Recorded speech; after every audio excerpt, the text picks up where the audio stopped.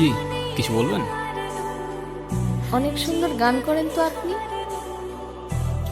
শুক্রিয়া। আর কিছু? আমি না ঘোড়ায় পেঁচায় কথা বলতে পারি না। আচ্ছা, তারপর? আমার না আপনাকে ভালো লাগছে। তো কি করতে হবে এখন? আপনি আমার রূপকথার রাজপুত্র হবেন। না, কেন? আপাতত ফ্রেন্ডশিপ করতে পারেন। ফ্রেন্ডশিপ করে কি হবে? আপনি আমার রাজপুত্র হবেন আর আমি আপনার রাজকন্যা।